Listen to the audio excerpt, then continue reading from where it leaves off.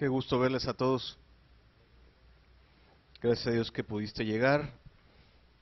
El Señor definitivamente, como decía el hermano, quiere hablarnos, quiere enseñarnos cosas muy importantes. Estamos en medio de un ciclo de la familia. Antes de comenzar, quiero decirte que el hecho de que aquí entre las personas que me escuchan haya personas solteras o jóvenes, o quizá personas viudas, o gente que quizá dices, bueno, ya mi pareja no está conmigo.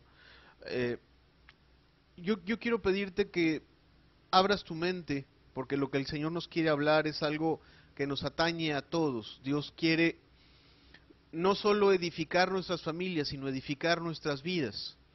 Y cuando nosotros aprendemos a ver la vida de familia como una prioridad respecto de lo que Dios quiere que valoremos y que vivamos en esta vida, realmente nuestras vidas van a cambiar, van a hallar gozo, van a hallar paz, porque estaremos haciendo la voluntad de Dios. Vamos a abrir la escritura en el libro del profeta Isaías, capítulo 1, versículo número 4. Dice la palabra del Señor, es una profecía, ahorita la vamos a explicar. Dice, reedificarán las ruinas antiguas y levantarán los asolamientos primeros y restaurarán las ciudades arruinadas, los escombros de muchas generaciones. Reedificarán las ruinas antiguas y levantarán los asolamientos primeros y restaurarán las ciudades arruinadas, los escombros de muchas generaciones. Hagamos una oración, pidámosle al Señor que Él nos bendiga y nos ayude en esta mañana. Padre, gracias porque estamos aquí, porque has estado con nosotros desde el momento de la alabanza, Señor. Tu buen espíritu nos ha confortado, nos ha consolado, nos ha dado la oportunidad de mirarte, Señor. Padre, y hoy queremos, Jesús, entender cómo hemos de restaurar nuestros hogares, Señor. Háblanos con tu palabra, ayúdanos a creer en ella, Señor. Que cada corazón que está hoy, que va a escuchar tu palabra, que está hoy aquí, que está viendo esta enseñanza, Señor, pueda ser estimulado por tu Espíritu Santo. No solo a entender, Señor, sino a creer, a confiar y a poner manos a la obra en restaurar a nuestra casa, a nuestra familia, a nuestro hogar, en el nombre precioso de Jesús. Amén. El día de hoy vamos a hablar de restaurar nuestra casa. Y antes de explicarte por qué restaurar, antes de explicarte qué es lo que tenemos que restaurar, quiero explicarte por qué debemos de restaurar. Tenemos que restaurar porque vivimos en un mundo que no ama y que no conoce a Dios. Y que estemos conscientes o no estemos conscientes, quizá haya algunos que estén escuchando hoy esta palabra y que no estén tan conscientes de la destrucción que haya causado el mundo en nuestras familias, pero este mundo ha destruido a nuestras familias. Y las ha destruido porque nosotros como personas que vivimos en una sociedad, copiamos la forma de vida, la forma de pensar, la forma de actuar de un mundo que no conoce a Dios. Nosotros cuando formamos familias, cuando educamos a nuestros hijos, copiamos los patrones de conducta que tenemos a la vista. Y si papá era de esta forma con sus hijos, yo trato de ser como papá. Si mamá era de esta forma con sus hijos, yo trato de ser como mamá. Si la estrella de la telenovela se comporta de cierta forma con su marido, las personas tienden a copiar los patrones de conducta que aprenden en todos los lugares que tienen frente a ellos, los copian.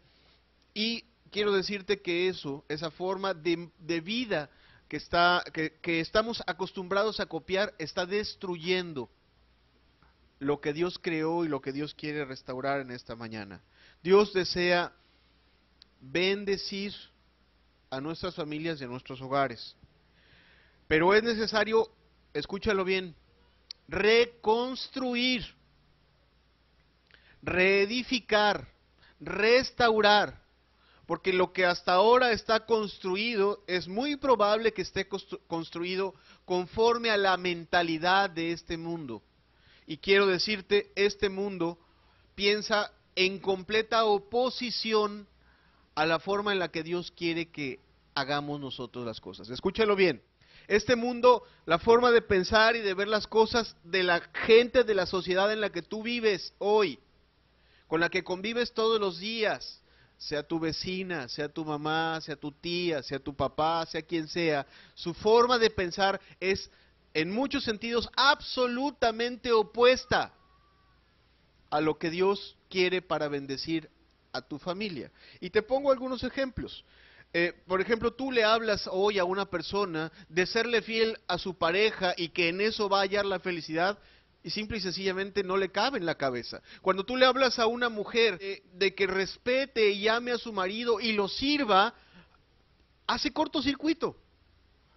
Las mujeres están acostumbradas a vivir a la defensiva, a ¿cómo me voy a sujetar yo a él? Al contrario, las mujeres quieren controlar al marido y para eso hay 1000 formas que se han ideado en esta sociedad, hay 1000 formas de mangonear al marido en estos tiempos, y tú lees y vas a estudiar hoy pasajes de la Escritura, en donde la Escritura te dice, no, la postura de la mujer debe ser bien diferente.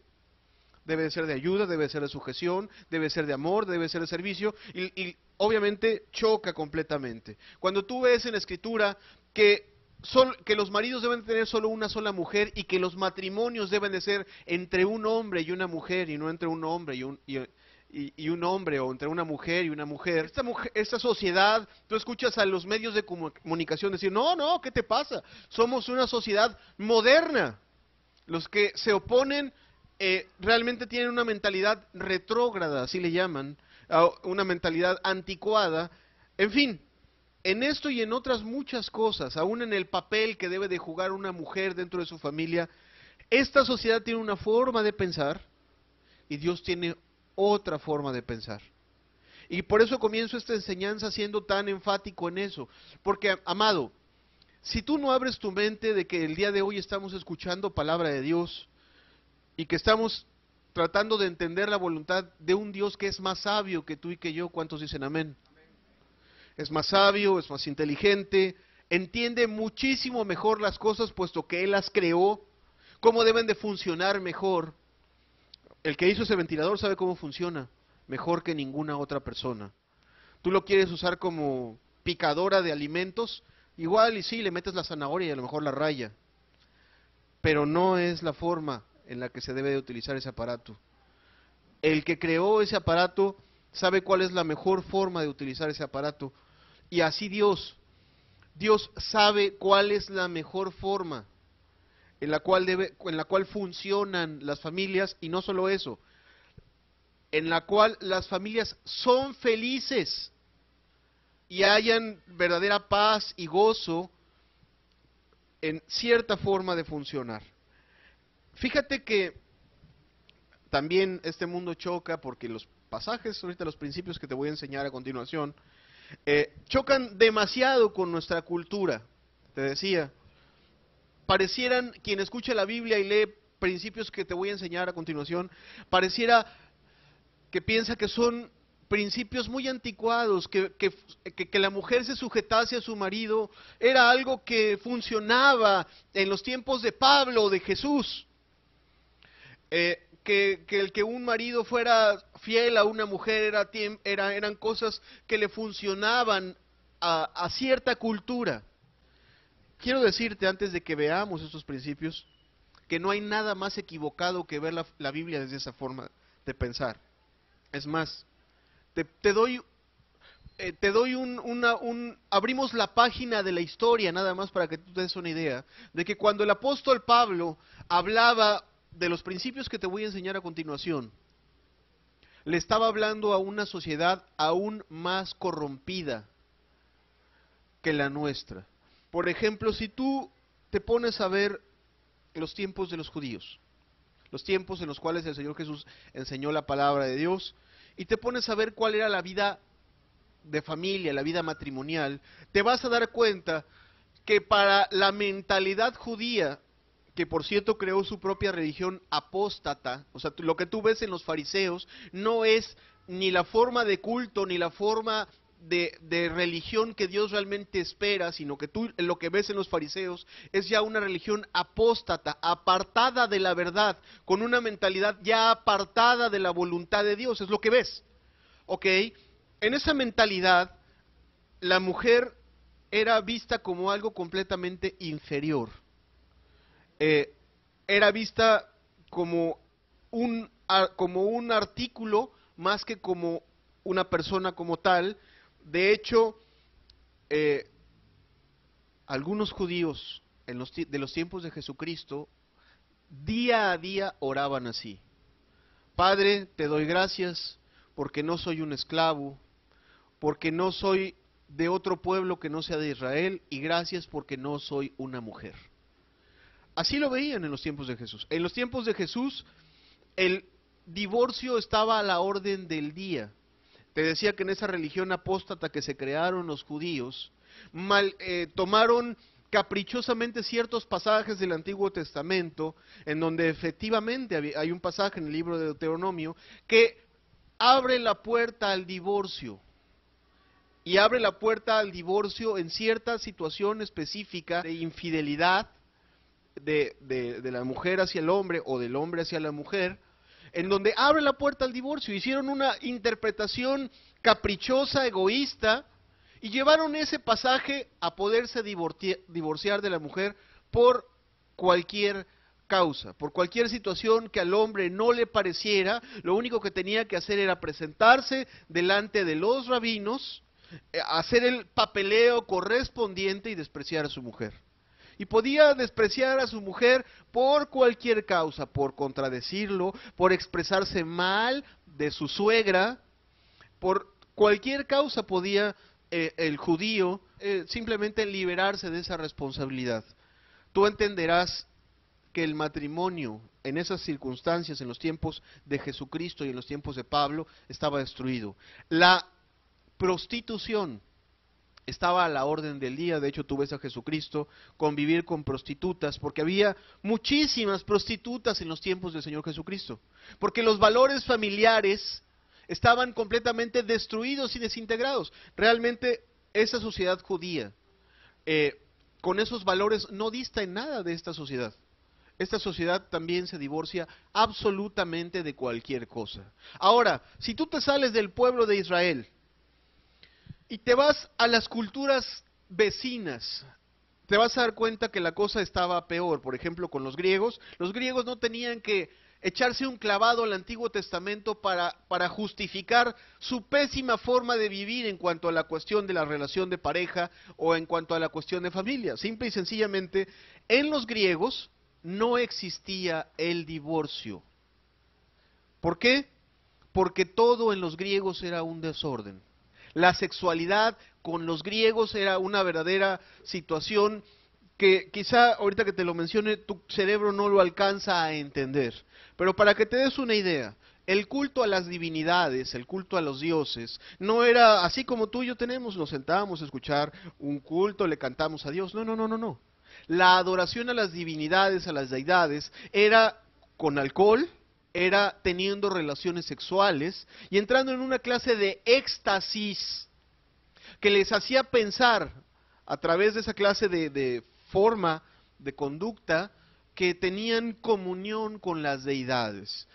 Eso era el culto a la divinidad. Sin embargo, en los griegos, te decía, había completa libertad de tener cuantas parejas quisieras y por lo tanto de tener los hijos que quisieras y como los quisieras. Y podías, por ejemplo, tú tenías la libertad como ciudadano de comprarte una esclava o un esclavo sexual. Ahí no había problema en si tenías relación hombre con hombre, mujer con mujer. Eso simple y sencillamente era completamente normal. De hecho, está escrito, está registrado en los libros de historia, que uno de los más grandes emperadores griegos, Alejandro Magno, tenía preferencias sexuales homosexuales. O sea, era absolutamente normal. Ahora, yo quiero que tú pienses un poquito en lo que era la vida familiar de los griegos. Los griegos tenían esposas con un solo motivo: para que les cuidaran a los hijos.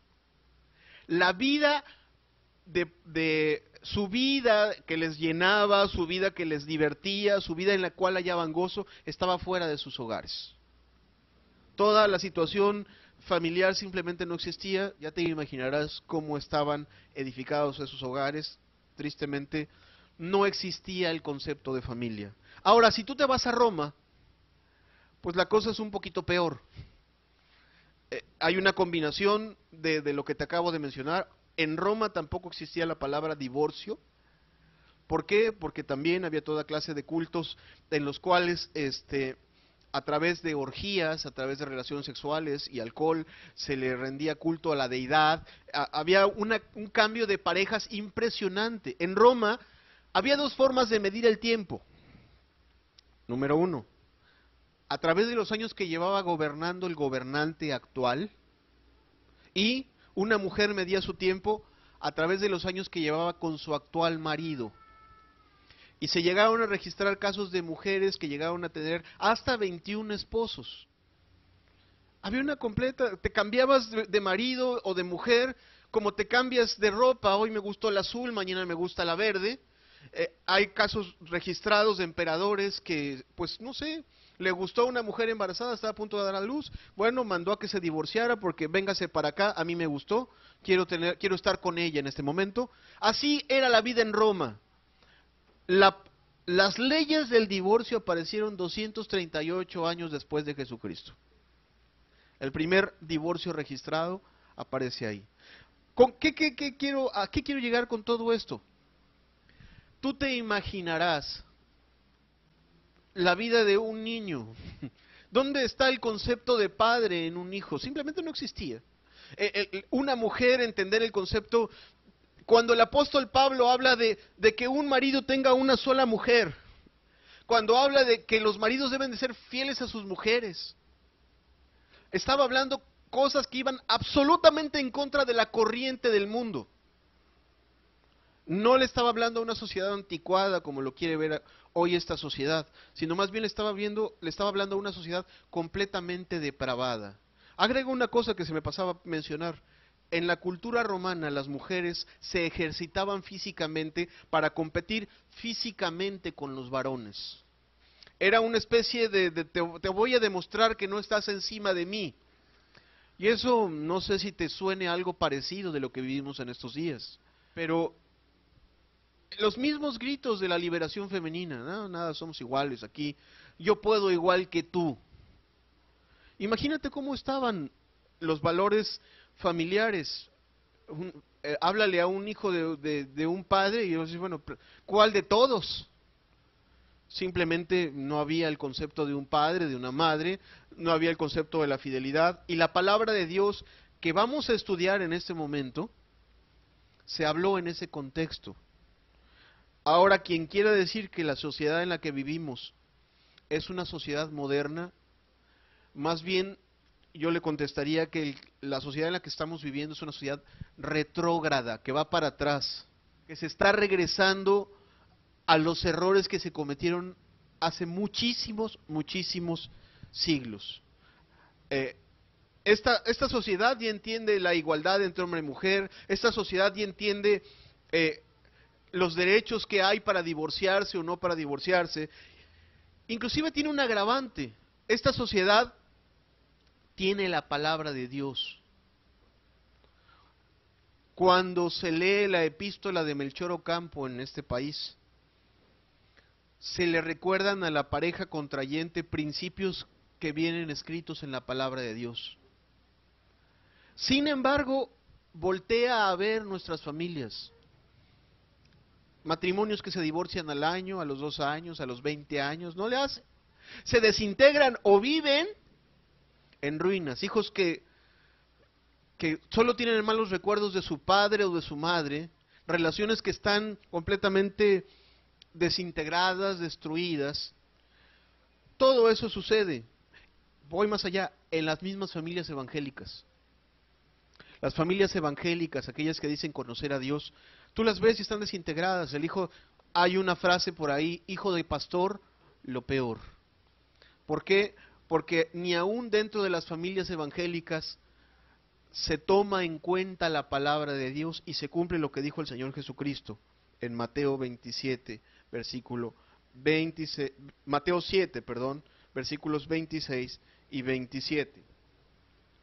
Dice, pero cualquiera que me oye estas palabras y no las hace, le compararé a un hombre insensato que edificó su casa sobre la arena. Descendió lluvia y vinieron ríos y soplaron vientos y dieron con ímpetu contra aquella casa y cayó y fue grande su ruina. Realmente eso es lo que le está pasando a las familias de esta sociedad. Están siendo arruinadas porque no se saben perdonar, están siendo arruinadas porque no saben respetar la autoridad, están siendo arruinadas porque no saben lo que es verdaderamente el amor y no saben realmente por cuál es el camino por el que van a andar. Ok, esta enseñanza se llama Restauremos los muros de nuestra casa. ¿Por qué se llama así? Porque yo quiero que tú entiendas, y te lo voy a ilustrar con una profecía del Antiguo Testamento, que es voluntad de Dios no solo que seamos salvos. La voluntad de Dios, el deseo de Dios es rescatar tu vida, es llevarte al cielo, pero la voluntad de Dios es que tú y yo trabajemos, actuemos, para que las cosas que han destruido nuestros pecados sean reconstruidas. Escúchalo bien. Los pecados, como ya lo vimos, hacen un daño y a veces irreversible a los que amamos. Pero la voluntad de Dios no solamente es perdonar nuestros pecados, la voluntad de Dios es que se reconstruya lo destruido. Abramos la escritura, Isaías 61, versículo número 1 al número 4. Un pasaje muy profundo que habla de la obra del Mesías en la vida de las personas. Dice, el Espíritu del Señor está sobre mí. ¿Cuántos creen que está hablando de Jesucristo este pasaje? Está hablando de Jesucristo. El mismo Jesucristo lo cita en medio de una sinagoga.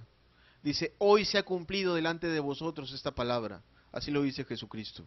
Esta es la escritura que cita. Dice, el Espíritu de Jehová, el Señor, está sobre mí. Porque me ungió Jehová, me ha enviado a predicar buenas nuevas a los abatidos, a vendar a los quebrantados de corazón, a publicar libertad a los cautivos y a los presos apertura de la cárcel, a proclamar el año de la buena voluntad de Jehová y el día de venganza del Dios nuestro, a consolar a todos los enlutados, a ordenar que a los afligidos de Sión se les dé gloria en lugar de ceniza, óleo de gozo en lugar de luto, manto de alegría en lugar de espíritu angustiado. Y serán llamados árboles de justicia, plantío de Jehová, para gloria suya. Hago una pausa pequeña. Está hablando en primer término de la obra redentora de Jesucristo, de la obra restauradora de Jesucristo en nuestras vidas. El versículo 4, que es el versículo que sigue hablando de la obra de Jesucristo. Dice, reedificarán las ruinas antiguas y levantarán los asolamientos primeros y restaurarán las ciudades arruinadas, los escombros de muchas generaciones. Ahora, es importante aclarar que este versículo 4 está expresando la voluntad de Dios. Sin embargo, está diciendo, ¿quién lo va a hacer? Y lo van a hacer aquellas personas redimidas por Cristo Jesús.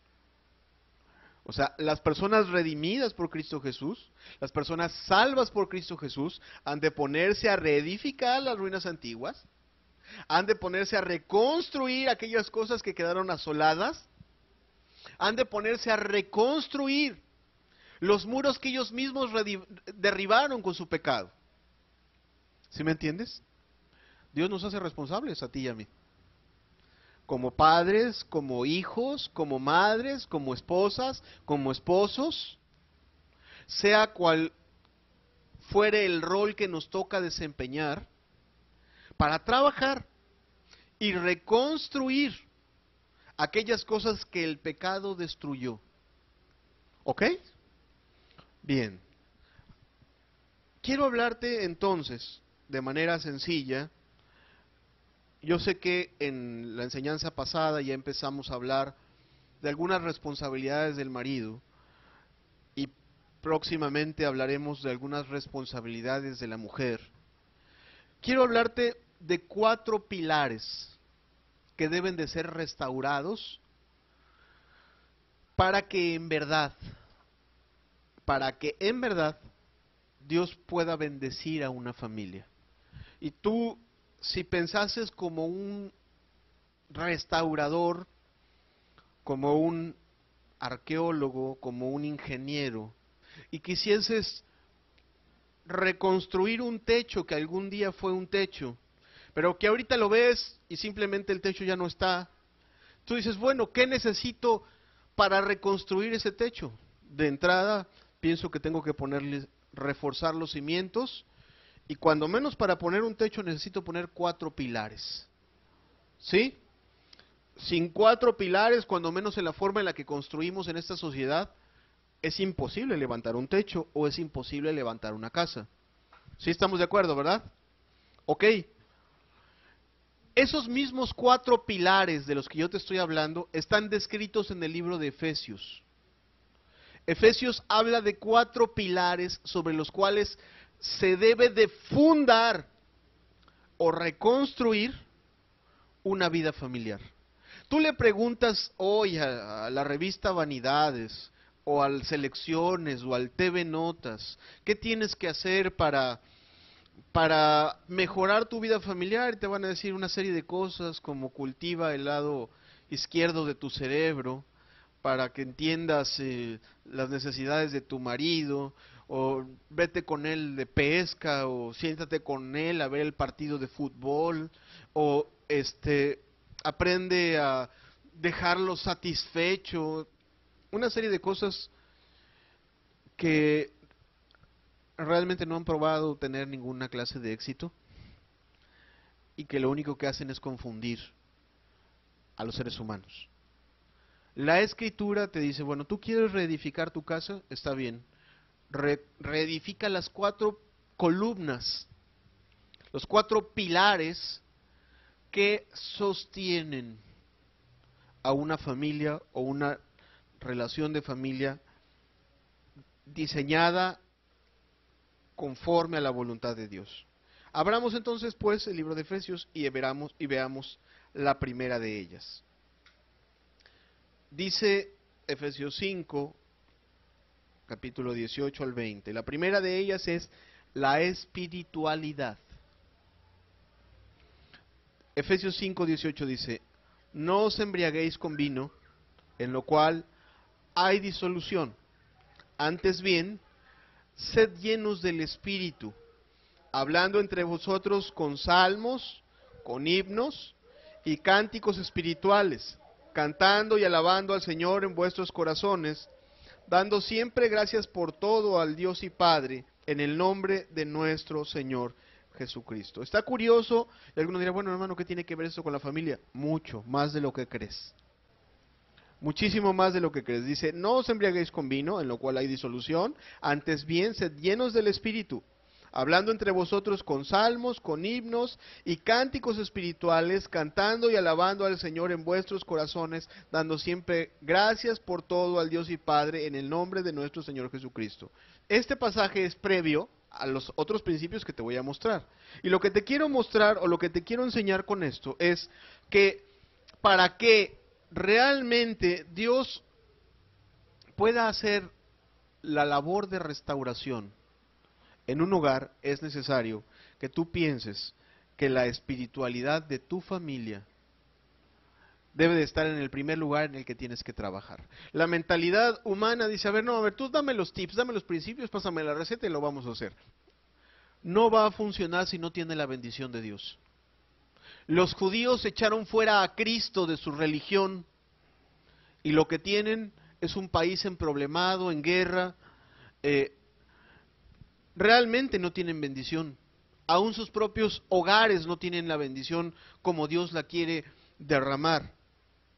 La Escritura, en primer lugar, dice, bueno, ¿y por qué está diciendo que no os embriaguéis con vino? Bueno, el apóstol está haciendo referencia a esa clase de culto que yo te estaba hablando.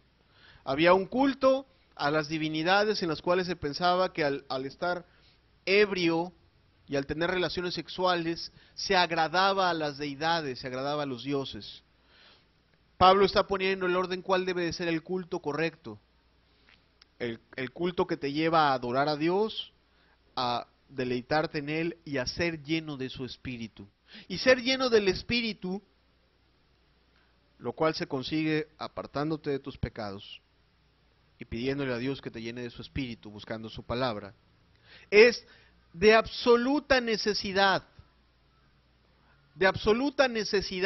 para que Dios pueda bendecir tu vida y la pueda dirigir a tomar decisiones correctas. Te pongo un ejemplo sencillo. Una mujer que vive en fornicación, en unión libre, vive en fornicación, y sabe que tiene problemas con esa persona con la que vive en unión libre, y llega a escuchar la palabra de Dios, y dice, caray, pues está mal la fornicación. ¿Me caso o no me caso? ¿Será el hombre que Dios quiere para mí o no será el hombre que Dios quiere para mí? Mientras esté en el pecado, no tendrá el discernimiento espiritual para darse cuenta de si ese hombre con el que lleva viviendo una vida desordenada es el hombre que realmente Dios quiere para ella. ¿Por qué? Porque su pecado le ciega los ojos. Si ella se aparta de su pecado y aplica su entendimiento a conocer la Escritura y a ser llena del Espíritu Santo a través de tener comunión con Dios, tendrá discernimiento para entender si ese es el hombre que Dios quiere para ella por el resto de su vida. Muchas mujeres tomaron esta mala decisión sin tener el discernimiento ni la guianza del Espíritu y hoy pagan las consecuencias. Aún así Dios quiere restaurar sus vidas y sus familias. Pero hay de entender, mientras la persona esté en pecado y no tenga la dirección de Dios, pues va a cometer errores, va a cometer equivocaciones. Te pongo el ejemplo de la Escritura. La Escritura te dice, mira, el que cuenta con la dirección del Espíritu tomará mejores decisiones. Dice San Juan 16, versículos 13 y 14. Son palabras de Cristo, dice, pero cuando venga el Espíritu de verdad, Él os guiará a toda la verdad, porque no hablará por su propia cuenta, sino que hablará todo lo que oyere y os hará saber las cosas que habrán de venir. Él me glorificará, porque tomará de lo mío y os lo hará saber. Una persona que tiene comunión con Cristo y que está llena del Espíritu de Dios, cuenta con el consejo de Dios para tomar decisiones. Saber cuándo tienes que ser sensible con tus hijos, o saber cuándo su conducta ya amerita que los disciplines y que los castigues como la Escritura te manda, porque la Escritura te manda a ser compasivo y también te manda a disciplinarlos. Una persona con una mente carnal, sin la influencia del Espíritu, normalmente se equivoca. Y o se va al extremo de agarrarlos a palos, o se va al extremo de consentirles todas las cosas. ¿Sí me entiendes? Porque no hay guianza y no hay dirección del Espíritu y no hay conocimiento de Dios en esos seres humanos. Los seres humanos de esta generación le llaman amor a consentirle todas las cosas a los hijos. Se equivocan. Los seres humanos de generaciones pasadas, también sin el Espíritu, agarraron a palos a sus hijos y también se equivocaron.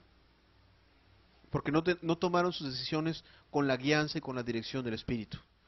Aquella persona que se preocupa por amar a Dios, por adorar a Dios y por suplicar la llenura del Espíritu y la guianza del Espíritu, tomará mejores decisiones en su familia. Dice el Salmo 37, versículo 23.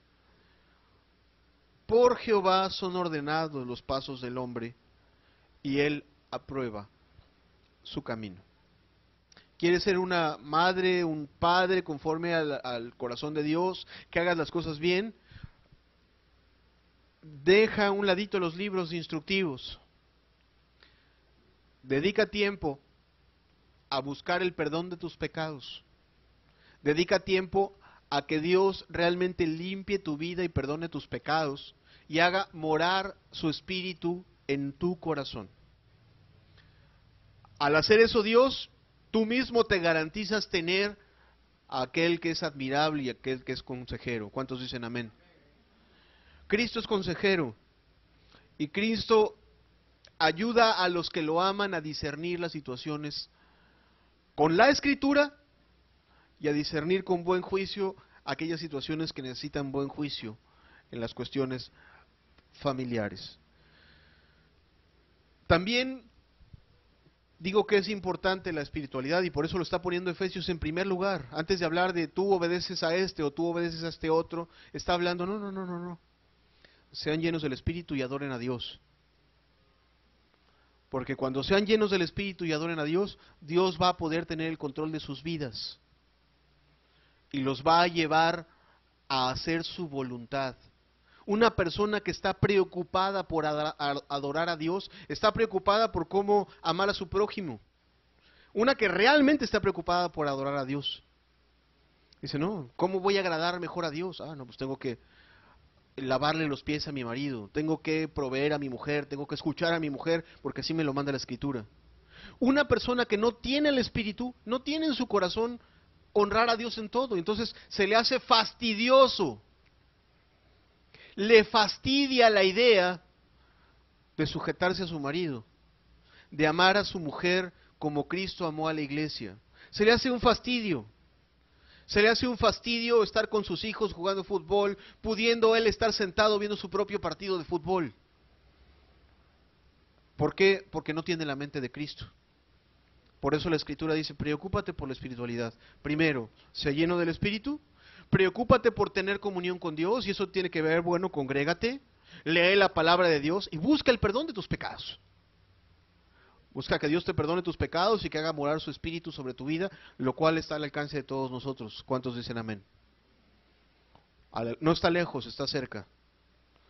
Entonces, antes de cualquier otra cosa, preocúpate por agradar a Dios en todo y que Dios te perdone tus pecados y que haga morar su Espíritu sobre tu vida.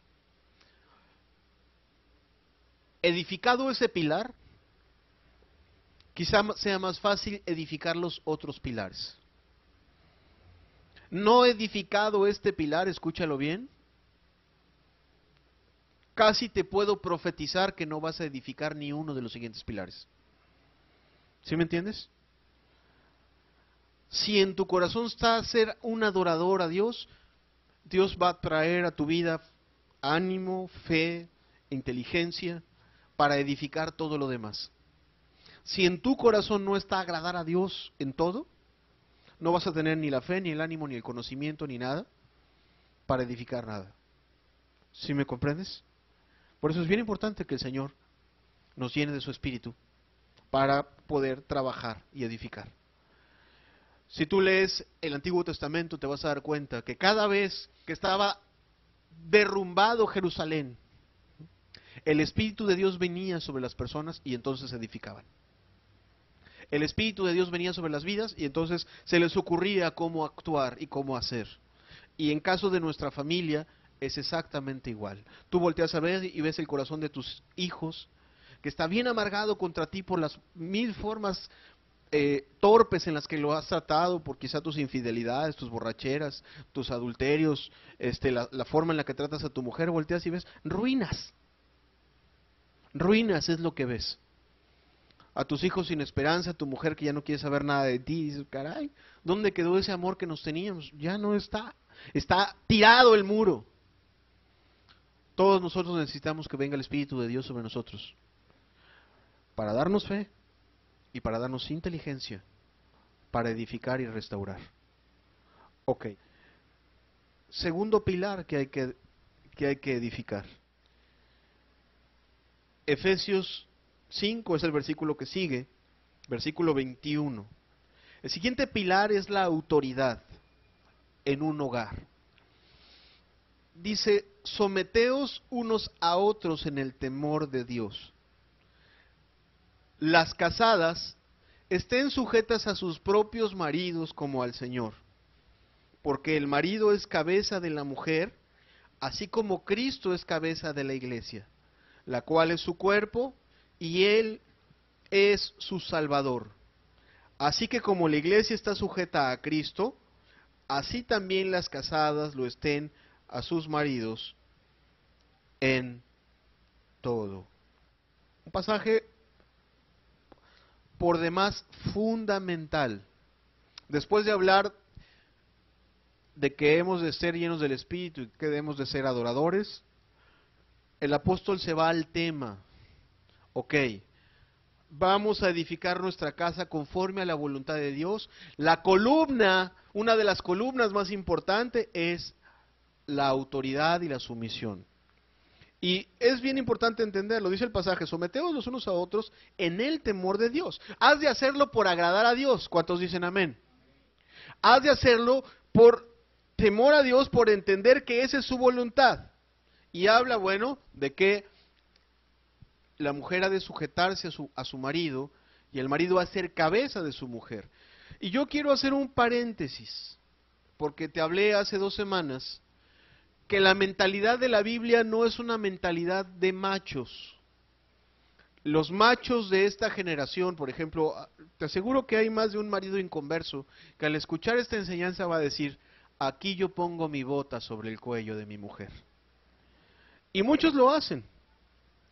Me tienes que obedecer, por lo tanto me vas a tener que servir una cerveza. O por lo tanto, pues no tienes permiso de ir a la congregación. Eso es un machismo mal entendido y yo quiero explicarlo con toda claridad. No estamos en los tiempos de los judíos y nunca ha sido voluntad de Dios una mentalidad de que la mujer es inferior. La mujer y el hombre son iguales ante Dios. Y esta relación de autoridad no tiene que ver con que uno es más y uno es menos, tiene que ver con protección del uno sobre el otro, tiene que ver con ayuda del uno al otro, no tiene que ver con que uno es más y otro es menos, tiene que ver con el diseño divino. Te muestro en un pasaje, 1 de Corintios 11, versículos del 7 al 12. Eso sí quiero que quede lo suficientemente claro y sustentado con la Escritura. Porque el varón no debe cubrirse la cabeza, pues él es imagen y gloria de Dios. Pero la mujer es gloria del varón. Porque el varón no procede de la mujer, sino la mujer del varón. Y tampoco el varón fue creado por causa de la mujer, sino la mujer por causa del varón.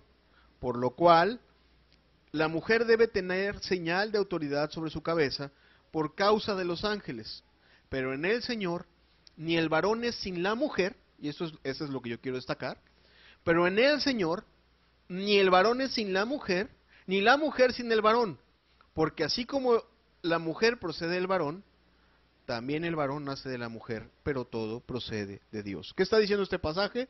Está dejando clara la relación de autoridad, de cabeza de un hombre sobre una mujer, pero no está diciendo no es porque ella sea menos, sino simple y sencillamente porque hay una relación de protección de la que te he estado hablando ya en varias enseñanzas de este ciclo. O sea, Dios creó a la mujer para que el hombre tenga a quien proteger. De hecho, le pide que la proteja, que la cuide como Cristo protege a su iglesia, que era un tema que veíamos la semana pasada. Cristo protege a su iglesia, Cristo cuida a su iglesia, Cristo ayuda a su iglesia, Cristo provee para su iglesia, Cristo guarda a su iglesia, ¿ok? El varón, en imitación a Cristo Jesús, debe de proteger, está puesto por Dios para proteger a su mujer, para proteger sus decisiones, para guiarla hacia lo bueno, para darle sustento, protección, abrigo. Ha de cuidarla físicamente y ha de cuidar su corazón. ¿Ok? Y la Biblia le pide a la mujer que se someta a esa autoridad que no está puesta por Dios para destruirla, sino para bendecirla. La autoridad, y yo te lo pongo así, Dios ha puesto a Cristo como cabeza de la iglesia. ¿Cuántos dicen amén? La autoridad de Cristo sobre su iglesia siempre es para bendición y nunca para destrucción. Es más, te lo pongo más abajo. Cuando Dios pone a un pastor por encima de su iglesia, pone a esa autoridad para bendición y no para destrucción. ¿Cuántos dicen amén? La pone para edificarla, para poner orden, para poner disciplina cuando haya que poner, para alentarla, para lo que tú quieras. Pero cuando Dios establece autoridad, siempre lo hace para bendición. Y aquí, mujer, tú tienes, si de verdad quieres que Dios haga algo en tu familia, porque el gran problema de la mujer es querer arrebatarle la autoridad al marido, es querer salirse con la suya. La mujer de este mundo ha desarrollado una serie de técnicas, algunas súper agresivas y otras increíblemente sutiles y manipuladoras para controlar a su marido. Y déjame que te lo diga en español, si tú quieres que Dios bendiga a tu familia, suelta el mango, por favor. Si tú no quieres ver tu familia en la ruina, suelta el mango del sartén que te gusta tener agarrado y permite que lo agarre aquel a quien Dios le dio esa responsabilidad, que es al varón. O sea, el varón es el responsable de las decisiones más importantes y como mujer has de sujetarte a las decisiones que tome tu marido. Económicas, de dónde inscriben a los hijos a la escuela o no, de si tu marido da permiso o no da permiso, de si vas a trabajar, si te va a dar permiso de trabajar o no te va a dar permiso de trabajar. Y tú, alguno dirá, oye, ¿y a poco el marido tiene autoridad para hacer eso? Vas a ver que sí, y en el siguiente punto te voy a explicar por qué sí. Si tu marido dice, te quedas en tu casa a cuidar a tus hijos, has de respetar su autoridad. ¿Por qué? Porque es parte del cuidado que Dios tiene sobre tu propia vida. Ahora, en este punto, aquí tenemos un verdadero problema. Porque esta sociedad está completamente distorsionada. Y tú sabrás que teníamos por ahí un comediante llamado Paco Stanley, que ya no está entre nosotros, que hizo completamente jocoso el hecho de ser mandilón. O sea, que tu mujer te controle, que tu mujer tome decisiones. Es la mentalidad del mexicano.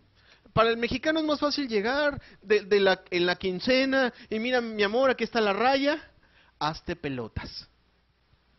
Y nada más con que me des para el camión, o si quieres tú sal al trabajo y yo aquí lavo la ropa y cuido a los niños. A esos extremos ha llegado la sociedad en la que vivimos. Amado, escúchame bien, yo sé que causa risa, porque es una radiografía de lo que es el mexicano, aún de lo que son los hogares evangélicos. Iglesias evangélicas enteras no entienden este pasaje, y te lo digo con todo respeto, tienen pastoras en lugar de pastores, porque los hombres no entienden que son ellos los que tienen que ser la cabeza de la mujer y no al revés. El hombre tiene que entender que la responsabilidad primordial de sacar adelante el barco es de él. Y que si él le soltó la rienda a la mujer y eso los llevó al precipicio, no por eso Dios le va a pedir cuentas a él, le va a pedir cuentas a él. Mira, tú cuando contratas para un equipo, cuando un equipo tiene problemas, que está jugando mal, ¿a quién es el primero que corren? Al técnico, al director técnico.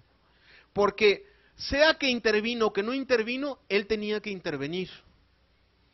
Y él tenía que actuar y él tenía que arreglar. Y si en tu casa las cosas están en desorden, mi amado, una gran parte de la responsabilidad la tienes tú. Aunque la tenga tu mujer y sean decisiones de tu mujer, las decisiones de tu mujer son tu responsabilidad. Porque Dios te puso para regularlas y ayudarla a tomar mejores decisiones. Y aquí de verdad tenemos un problema, mi amado, si Dios no te da la fe para tomar la autoridad que tú debes de tener como varón, tu familia está en problemas. Tu mujer, aunque sea cristiana, va a seguir llevando a la ruina a tu familia. ¿Por qué? Porque esa no es la voluntad de Dios. ¿Por dónde entró el pecado a la humanidad? Entró por una mala decisión de una mujer y entró por un hombre que no supo dirigir a su mujer. ¿Cuántos dicen amén? Así fue. No supo tener la firmeza para decir, Dios nos pidió que no comamos. Así que lo dejas y no comes tú tampoco. Ah, no. Se dejó persuadir, por eso te hablaba de finas y sutiles formas de persuasión que han desarrollado las mujeres para usurparle la autoridad al hombre. Algunas han diseñado la carota, otras han diseñado levantar, algunas le pegan al marido, otras simple y sencillamente ponen cara de mustias. La cosa es que consiguen lo que quieren. Amado, eso tiene que desaparecer. Tiene que desaparecer. Tiene mujer que entender que para que las cosas funcionen en el hogar, las decisiones importantes las debe de tomar el marido. Y si mi marido me deja margen para tomar decisiones menos importantes, también las tengo que tomar en los términos en los cuales mi marido me haya dicho, para que las cosas salgan bien. Oye, pero si mi marido no es inconverso, tú sujétate a tu marido y Dios bendecirá tu hogar. Así sea inconverso. Mira, Dios bendice generaciones y naciones, a pesar de que los gobernantes de ellas sean impíos. La Biblia nos dice que oremos por nuestros gobernantes para que vivamos quieta y piadosamente. No dice, bueno, no dice pide que se conviertan. Solo dice pide que Dios bendiga sus cabezas para que vivamos quieta y piadosamente. Tu marido es inconverso, pide, tú sométete a su autoridad, dile Señor, tu palabra dice que me someta, que me sujete, y dicen todo. Bendice sus decisiones. Ayúdanos a través de sus decisiones. Guía este barco, tú. Bendícenos a mí y a mis hijos a través de la cabeza que nos has dado. Yo me sujeto. ¿Sí me entiendes? Entonces, el marido ha de tomar la autoridad que le corresponde. Y amado, te lo digo en serio, si no la tomas, tu barco se va a hundir. Muchos matrimonios se desintegran porque los maridos lo que quieren es una mamá. No quieren una esposa a la cual cuidar y proteger. Quieren una mamá que les dé de comer, que les planche y que les hable cosas bonitas. Eso es lo que quieren. Los varones han de crecer y han de entender que ellos fueron diseñados para ser protectores. ¿Sí me captas? Para ser protectores. Para ser cabezas. Ok, ese es el segundo pilar. Dios, cabeza de Cristo, Cristo, cabeza del varón, el varón, cabeza de la mujer, y cada uno respetando a la autoridad que tiene encima. La familia se vuelve un caos y seguirá siendo un caos mientras el uno y el otro no asuma cada quien su papel. La mujer debe decir, aquí tienes el sartén y lo vas a agarrar tú. Y si no lo quieres agarrar tú, no lo voy a agarrar yo. Eso es lo que debe de hacer. Y forzar a su marido a que tome él la autoridad en su casa. Lo vas a decidir tú. Oye, mi amor, ¿cómo ves? Lo vas a decidir tú. Yo te doy mi opinión. Lo decides tú. Porque responsable delante de Dios eres. ¿Sí me captas? Ok. Eso es bien importante. Debemos de sacar de nuestros corazones al mandilón que llevamos dentro. Así de plano. Y lo llevamos por cultura, porque vivimos en una cultura de machos y de matriarcas. Entonces, lo traes, discúlpame la metáfora, genéticamente lo traes ahí metido. Hay que sacarlo de nuestros corazones. Bien, porque y hay que sacarlo de nuestros corazones porque es completamente opuesto a lo que Dios quiere para tu familia, para bendecirla. ¿Sí? Dios va a bendecir a tu familia con un buen capitán. Ora mucho por el capitán de tu barco. Ora mucho porque Dios le dé fuerza, lo bendiga, lo ayude y guíe las decisiones que Él toma para ti y para con tus hijos. Amén. Siguiente pilar que hay que reconstruir en nuestros hogares: la santidad. Efesios 5, versículo 25. Estoy hablándote del mismo pasaje, es Efesios 5. Efesios 5, versículo 25 al 27. Maridos, amad a vuestras mujeres, así como Cristo amó a la iglesia, y se entregó a sí mismo por ella, para santificarla, habiéndola purificada en el lavamiento del agua por la palabra, a fin de presentársela a sí mismo, una iglesia gloriosa, que no tuviese mancha, ni arruga, ni cosa semejante, sino que fuese santa y sin mancha. Ok, ¿qué le está pidiendo Dios a los maridos? Que esto se lo está pidiendo a ambos, a uno de una forma y a otro de otra, y ahorita te lo explico. A los maridos les está pidiendo que amen a sus mujeres y que se entreguen por ellas, como Cristo se entregó por su iglesia, con un objetivo: santificarla, apartarla del pecado, limpiarla para Dios y hacerla que viva una vida conforme a su voluntad. Es lo que Cristo hizo por nosotros. ¿Cuántos dicen amén? Nos vino a rescatar de nuestros pecados, vino a hacer que cambiara nuestra forma de pensar, vino a hacer que caminemos por caminos altos y elevados que agradan a Dios. ¿Ok? Es la misma labor que tiene el varón que hacer con su mujer. O sea, el marido debe de entregarse para que todos en su casa, empezando por su mujer, vivan agradando a Dios.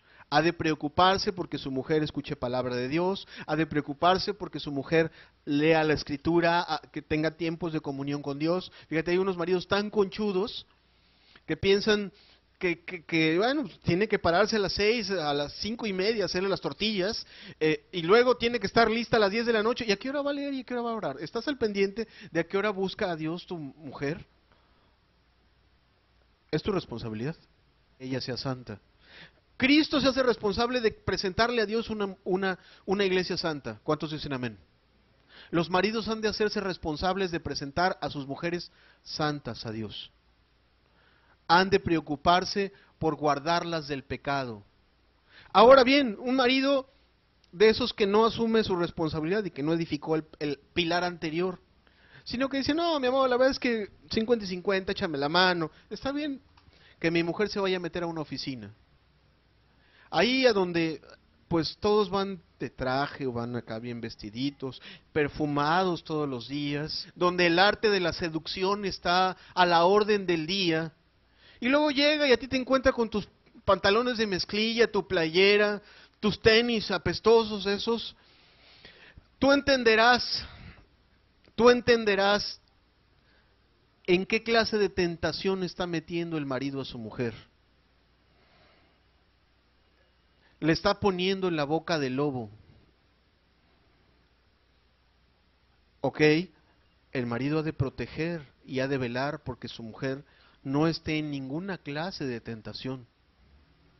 Si de verdad te interesa, y aquí te digo, si de verdad te interesa que Dios bendiga a tu familia, tú has de preocuparte, marido, de que tu mujer no caiga en tentación. Tú sabes que cuando ella explota y grita, peca, ¿verdad?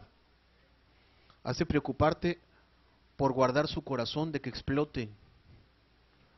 Has de preocuparte por quitar las situaciones que la estresen. Has de preocuparte por no tener actitudes que la pongan a ella en tentación. Jesucristo enseñó que todos nosotros debemos de mirar porque ninguno ponga en tentación o haga caer a su hermano. ¿Cuántos dicen amén? Y esa clase de cristianismo se debe de practicar primero en casa. ¿De verdad te llamas cristiano? ¿Ok? Tú tienes que ser muy cuidadoso de no poner en situaciones de estrés a tu mujer, de tal forma que termine reventando de coraje y maldiciendo. Sí, sí, ya volví a pecar, ya ni quiero ir a la iglesia. Así son muchas. Pero la verdad no quiero ir porque no te aguanto. Así se dicen. Y se dicen así cristianos. Porque los cristianos no saben cuidar a sus mujeres de no entrar en tentación, de velar por la santidad de su mujer, de velar porque el corazón de su mujer sea santo. Va a haber revistas de esas de chismes, ahí donde aparece el tipo semidesnudo, y el marido: sí, mi amor, qué bonito. Hace cuidarle el corazón a tu mujer. ¿Quién va a cuidar a tu mujer de que sea chismosa y entremetida? Tú, amado. Y la verdad lo digo con todo respeto, así como el pecado sexual por los ojos es el mayor problema de los hombres hoy en día, el chisme es el mayor problema de las mujeres en nuestros días. ¿Para qué crees que puso Dios al marido como cabeza a Dios? Para que cuide a su mujer. Has de cuidarla, que no se meta en chismes, que no se meta en vida de otras personas. Has de cuidarle su corazón, has de cuidarle sus labios. ¿Sí me entiendes? O sea, Cristo cuida a su iglesia. El marido ha de cuidar a su iglesia para que sea santa. Ahora, te decía que cada uno ha de velar por la santidad del otro. La mujer también tiene que velar porque su marido sea santo. Igual, ella hace muchas cosas que si no cuida, ponen en tentación a su marido. Una mujer sabe perfectamente cómo desesperar a su marido. Cómo hacerle la vida de cuadritos a su marido. ¿De verdad quieres bendición? Quítale a tu marido todas las tentaciones que le pones a lo largo del día. Aprende a ser paciente con él, aprende a amarlo, quítale esa cara que le pones que ya sabes que lo pone de malas, quítasela. ¿No quieres que grite? Ok, quita tu mala cara y dile con palabras lo que le quieres decir con tu mala cara. La Biblia dice que razonarás con tu prójimo. Algo te molesta, está bien, derecho tienes a decirlo. A decirlo. Pero Dios no nos hizo a los seres humanos intérpretes de gestos. Las mujeres y los hombres tenemos una gran capacidad de hacer que nuestro prójimo peque en muchos sentidos. Las heridas que más nos lastiman y siembran amargura en nuestro corazón son las que nos provocan las personas que más amamos. Entonces tú has de cuidar el corazón de tu marido también. Has de cuidar que no se amargue contra ti. Has de cuidar no desesperarlo. Has de cuidar que él no tenga tentaciones afuera. Y aquí voy a entrar a un tema, a un terreno escabroso, pero que me es necesario tocar. Vivimos en una sociedad que tiene secuestrada la relación matrimonial. Es parte de la manipulación que te estaba hablando hace unos momentos. La Biblia dice, delante de Dios eso no es así. Delante de Dios, tú te vuelves una sola carne con tu pareja y tu cuerpo, todo lo que tú eres, le pertenece a tu pareja. Así que no es cuando tú quieras, es cuando ella quiera tener una relación sexual contigo. Y tienes que aprender a poner tu cuerpo en servicio de tu pareja, seas hombre o seas mujer. ¿Cómo están las cosas en la sociedad machista de nuestros días? A veces es el hombre que agarra a su mujer solamente como una cuestión, para él satisfacerse a sí mismo, no pensando en su necesidad. Y la Biblia te enseña a ver la relación sexual de una manera diferente. No es para tu bien, es para el bien del otro. Tú has de tener y has de cumplir, la Biblia le llama, cumple el deber conyugal. No te está diciendo busca tú tener satisfacción, te dice cumple, pero has de buscar el bien de la otra persona. Has de buscar hacerle el bien. Y en eso también, cuando tú lo entiendes, tú le quitas tentaciones a las personas. A tu marido, por ejemplo, muchas mujeres dicen, es que mi marido es un adúltero. Está bien. ¿Cómo lo trataste tú en la intimidad? ¿Tomaste secuestrada la intimidad? ¿Realmente tu marido está contento contigo porque tú te esfuerzas en agradarlo, en hacerlo sentir bien? ¿O tu mujer también? Fíjate cómo dice la Biblia. La Biblia dice, el apóstol dice así, en 1 Corintios 7, versículo número 5. No os neguéis el uno al otro, a no ser por algún tiempo de mutuo consentimiento, para ocuparos sosegadamente en la oración, y volved a juntaros en uno, para que no os tiente Satanás a causa de vuestra incontinencia. ¿Quieres que tu marido sea un hombre santo? Ok. Atiende su área sexual. ¿Quieres que tu marido no ande mirando a otras mujeres? Agrádalo. Píntate, por favor. Hay una mentalidad que yo no sé de dónde la sacaron las religiones, que algunas mujeres parecen momias, no se pintan. Lee, por favor, Cantar de los Cantares. Cantar de los Cantares dice que la mujer es hermosa y ahí el que escribió Cantar de los Cantares debe de ser hermosa para su marido. ¿Quieres que no esté mirando a otras mujeres? aprende a serle agradable a tu marido. Tú, y también te lo digo con todo respeto, ¿quieres que tu mujer no mire a otros maridos? Oye, ya cámbiate los tenis, ya cámbiate la playera, ponte un poquito de loción. Cuando la ibas a cortejar, ibas bañadito, perfumado, llevabas flores.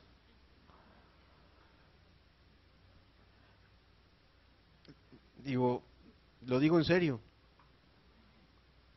Si tú no entiendes esto, tú pones en una tentación tremenda a tu mujer. ¿Cómo no quieres que se enamore del primer tipo que aparece en el televisor?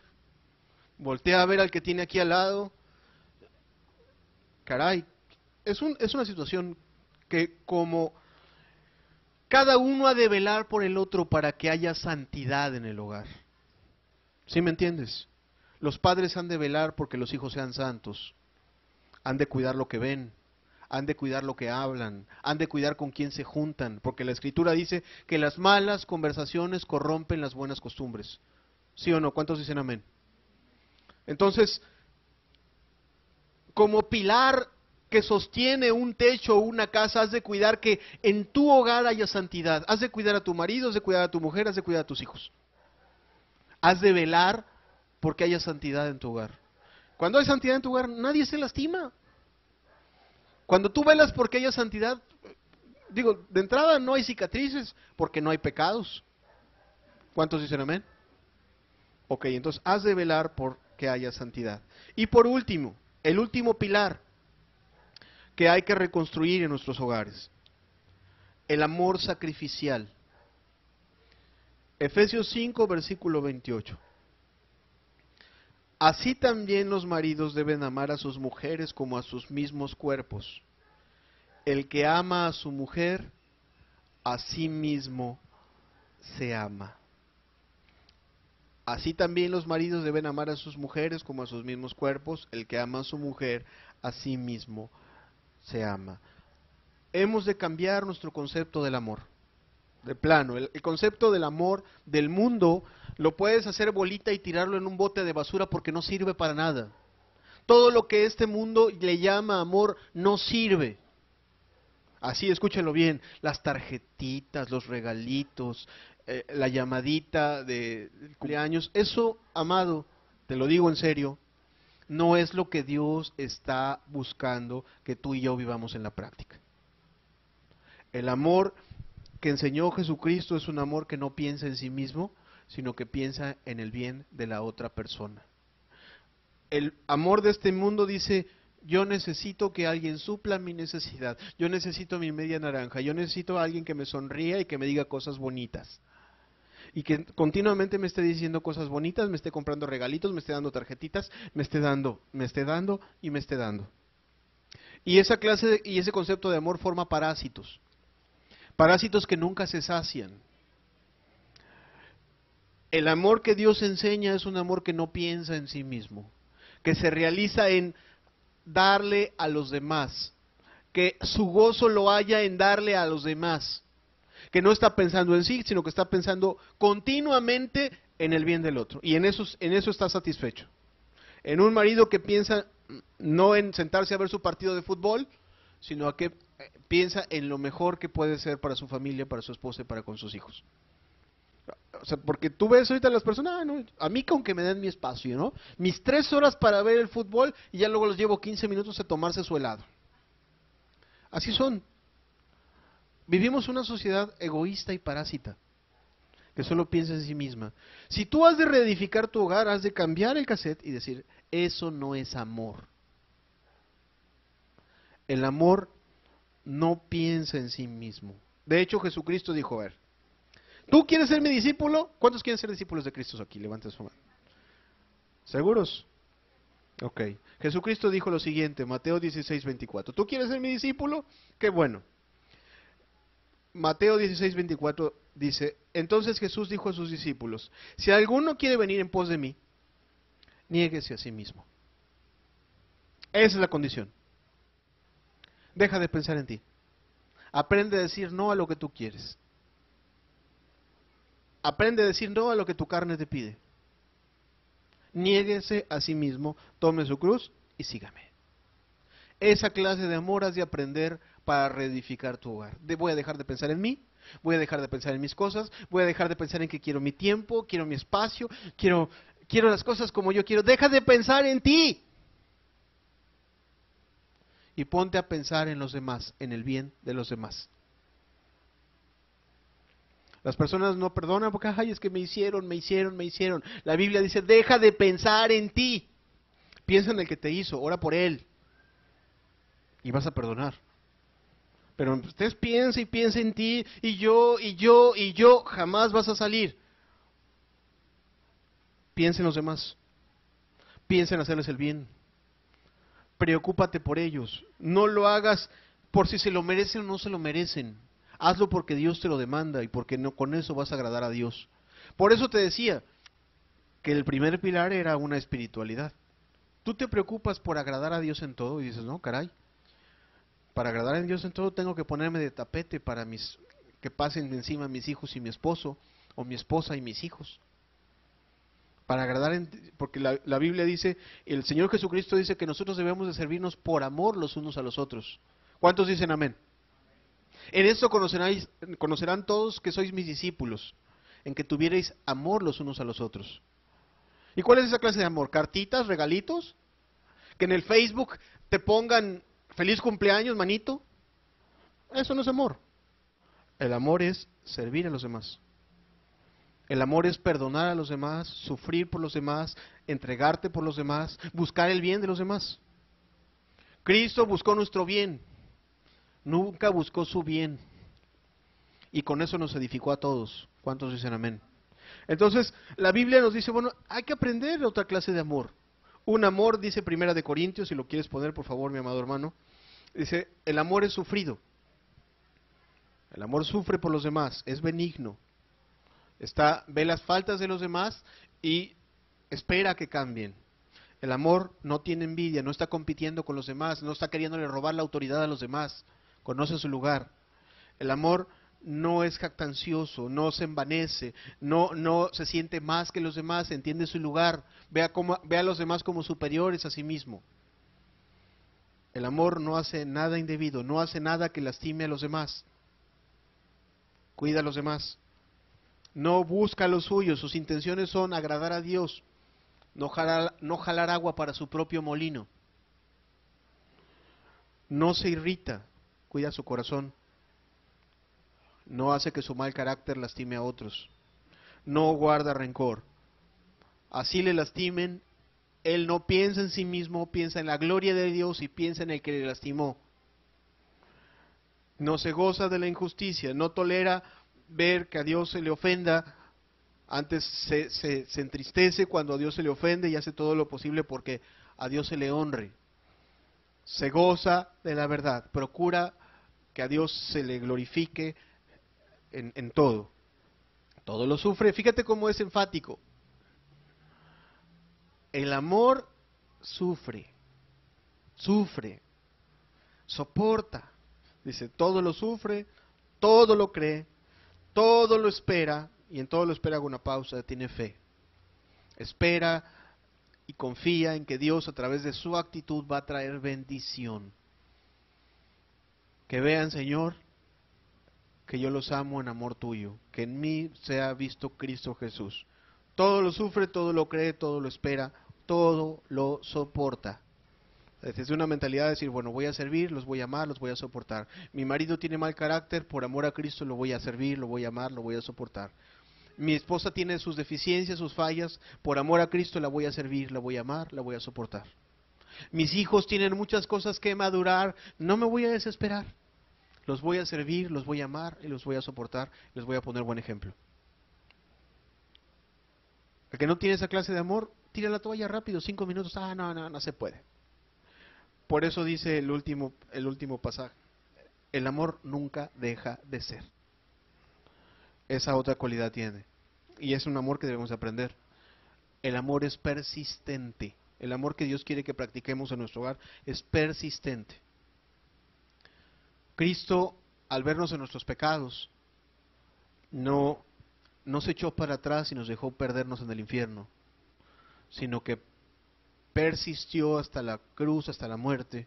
Y aún estando nosotros en esta vida, a muchos nos tiene mucha paciencia y a unos les tiene más y les extiende su misericordia porque es persistente en hacernos el bien.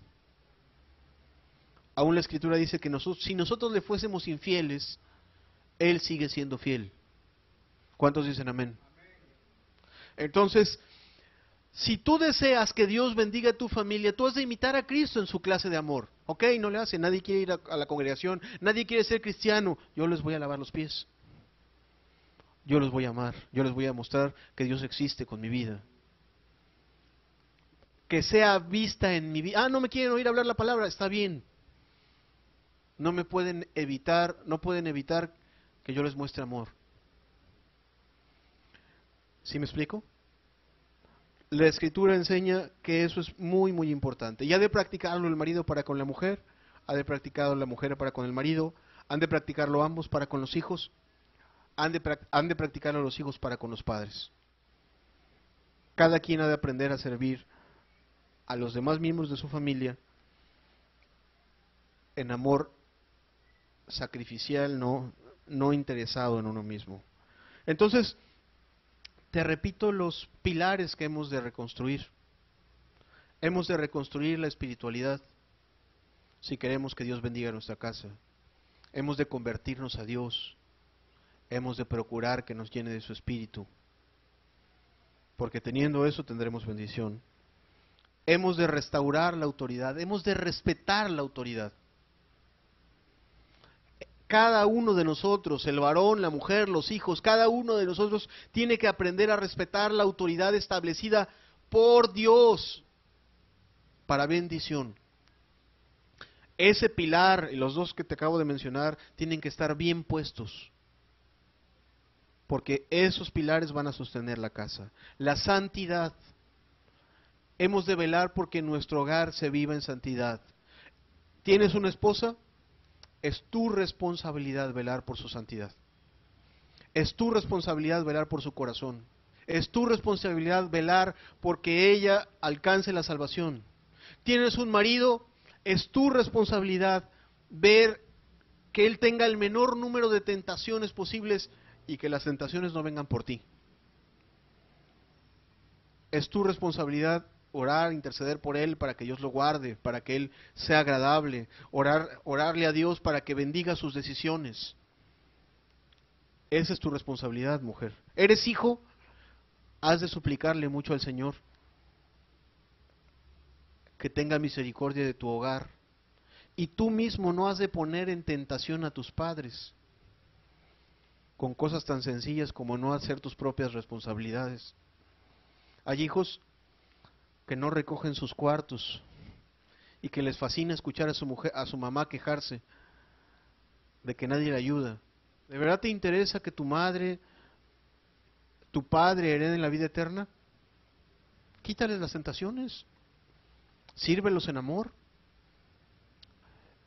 Y hemos de restaurar el amor sacrificial, hemos de tirar a la basura el amor que este mundo nos predica cada 14 de febrero y en la Navidad nos dice una serie de cosas sentimentalistas, que no quiero decirte con esto que los sentimientos no sean buenos, claro que son buenos. Los sentimientos sin el Espíritu de Dios te llevan a una desgracia. Y eso es lo que tiene este mundo, una desgracia. Está confundido, porque lo gobiernan sus sentimientos, no su razón, y porque no lo gobierna la palabra de Dios, sino que sus sentimientos son como olas, que lo llevan de un lado al otro. Ay, me quiere, no me quiere, me quiere, no me quiere, perdono, no perdono, me sonríe, sí le perdono, no me sonríe, no lo perdono.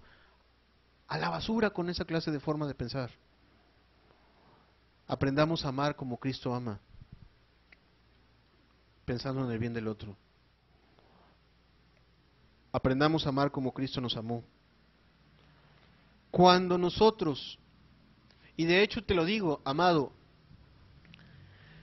es la voluntad de Dios para con tu vida. Escúchame bien. Si tú fueses un albañil y hoy estuvieses escuchando aquí a Cristo y te dijera, tú vas a edificar mi casa, Tú no le podías decir, ay Señor, a mí déjame ir al jardín y ahí pongo las florecitas. Tú has de edificar los pilares que el Señor te está pidiendo que edifiques. El Señor tú quieres heredar la vida eterna, el Señor te está contratando para trabajar para que sean edificados sus pilares. Has de respetar la autoridad, has de velar porque haya espiritualidad en tu casa, has de velar porque haya santidad, has de velar y has de trabajar porque haya esa clase de amor en tu hogar. ¿Sí me explico? Dios te lo pide a ti. Cualquiera que sea la posición dentro de tu hogar. Tú dices, ay caray, ya soy viuda, soy mayor. Mucho te pide Dios. Enséñale a tus hijas lo que Dios te está hablando en esta mañana. Enséñale a tus hijos lo que Dios te está hablando en esta mañana. Eres demasiado joven, dices, caray, estoy muy joven, ¿yo qué? De una vez edifica tu vida en lo que definitivamente Dios quiere que seas. Escúchalo bien. Lo digo en serio para todo. Este mundo tiene jóvenes que son solterones de 45, de 50 años, que ahí están jugando con sus aparatitos ahí los ves en el McDonald's jugando con sus aparatitos, como si fueran niños chiquitos. ¿Eso no glorifica en nada a Cristo Jesús? Es la voluntad de Dios para las viudas, por ejemplo, dice que se casen y críen hijos. ¿Cuántos dicen amén? Eso dice la palabra de Dios. Dice, si hay una viuda, que se case y que críe hijos. Y que no le dé al adversario ninguna ocasión de maledicencia. Esa es la voluntad de Dios. Que sea de fruto, que ame a alguien, que cuide a alguien, que sirva a alguien. Un joven, una mujer que no cuida a nadie y que solo se cuida a sí mismo, a menos que sea un llamado de celibato al servicio de la iglesia, que sí está previsto en la Biblia, pero una jovenzota de 40 años ahí con su iPad jugando o otro grandotote nada más viviendo para ver partidos de fútbol, te lo digo en serio, no glorifica en nada a Dios, en nada. Y Cristo dice, el que conmigo no recoge, desparrama. Esa persona desparrama en forma pasiva al no amar a los demás. Por tanto, cada uno de nosotros ha de poner en su corazón el glorificar a Dios. ¿Cuántos queremos glorificar a Dios en esta mañana? Y Cristo dice en Mateo 7, versículos 24 y 25, y con esto acabo: cualquiera pues que me oye estas palabras y las hace, le compararé a un hombre prudente que edificó su casa sobre la roca. Descendió lluvia, vinieron ríos, soplaron vientos y golpearon contra aquella casa y no cayó, porque estaba fundada sobre la roca. ¿Qué quieres para tu familia? Yo pienso que si estás aquí escuchando esta palabra esta mañana, quieres que Dios la edifique. Has de ponerte a trabajar. Has de ponerte a edificar. A ninguno de los que está escuchando esta palabra en esta mañana el Señor lo quiere sentado en su silla, contemplando cómo otros trabajan para edificar.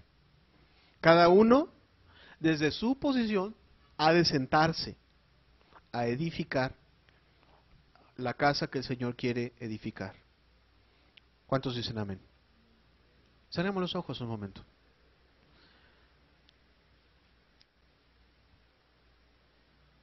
Padre, gracias, Señor. Gracias porque tu palabra nos alumbra el camino, que tu palabra abre nuestros ojos, que tu palabra nos ilumina, nos deja ver tu voluntad, nos permite conocerla, Señor. Tus caminos son mucho más elevados que los caminos de este mundo. Tus pensamientos son puros, son santos. Y a veces no son nuestros pensamientos, Señor. Padre, nuestros hogares están destruidos. Nuestros hijos están lastimados por la forma de vida de este mundo y por la forma que hemos copiado de este mundo, Señor. Oh Padre, ayúdanos a reconstruir. Ayúdanos a reedificar, Señor. Ayúdanos a levantar los muros caídos, Señor, los pilares. Danos fe, Señor. Trae fe a nuestro corazón, Señor.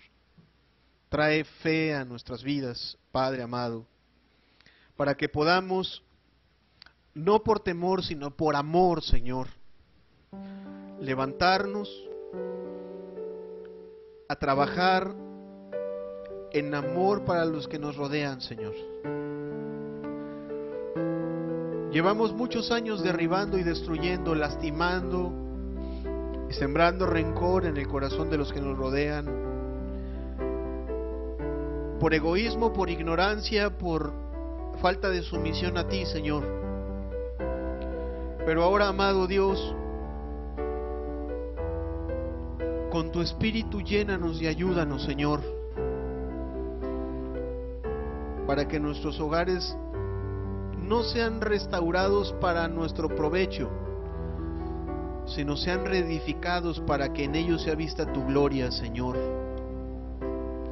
Para que, como veíamos la semana pasada, nuestros hijos no crezcan para nuestra gloria, sino crezcan para hacer bendición en este mundo, Señor. Para que tú pongas tu nombre sobre ellos, Dios amado, y sobre ellos sea vista tu gloria, Dios. Que tu gloria sea vista sobre nuestras esposas y esposos y sobre nuestros hogares, Señor. Oh, danos fe, danos un corazón, Señor, valiente, para ir en contra de este mundo, Señor, para ir en contra de las opiniones de este mundo, y ayúdanos a reedificar, Jesús. Haznos a tu imagen, Señor. Escuchemos este canto. Señor, quiero construir los muros de Jerusalén.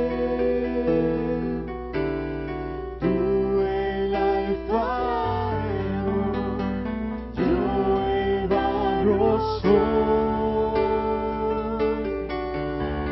Ayúdame a reconstruir los muros de Jerusalén.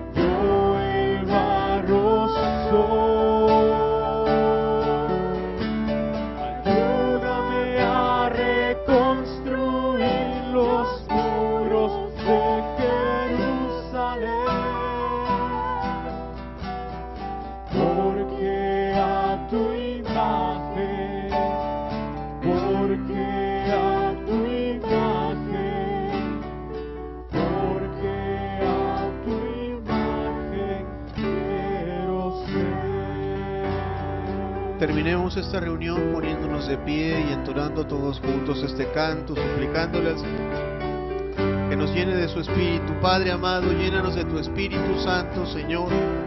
Llénanos de fe, Señor, para hacer tu voluntad, Dios amado. Que nuestros corazones no se acobarden ante la presión de este mundo, Señor, sino que en nuestros corazones esté el sentir de Cristo Jesús, Señor.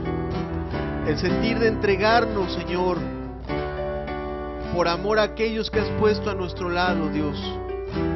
Que pongas en nuestro corazón, Señor, el poner nuestras vidas a tu servicio para la reestructuración y restauración de tu reino en el corazón de aquellos que amamos, Señor. Así como vino tu Espíritu sobre Zorobabel, Señor, así como vino tu Espíritu sobre aquellos que llamaste a restaurar y edificar, así que venga hoy sobre nuestras vidas, Señor. Oh, llénanos, Dios, de ese precioso Espíritu. Llénanos de esa fe, Señor, para ir a velar en nuestros hogares por la santidad, Señor. Llénanos de tu Espíritu, Señor amado, para velar porque se respete tu autoridad, Señor. En el nombre precioso de Jesús. Cantemos juntos este canto.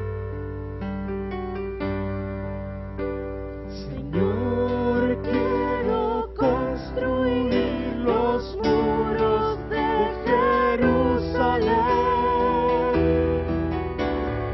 Tú el alfarero, yo el barro soy. Ayúdame a reconstruir los muros de Jerusalén, porque a tu imagen quiero ser. Señor, quiero construir los muros de Jerusalén.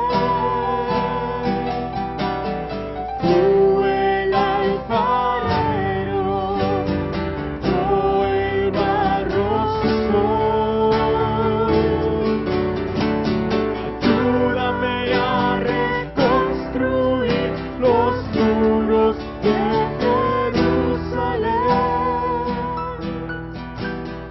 porque a tu imagen, porque a tu imagen, porque a tu imagen quiero ser. Ayúdame a reconstruir los muros de Jerusalén, porque a tu imagen, porque a tu imagen, porque a tu imagen quiero ser.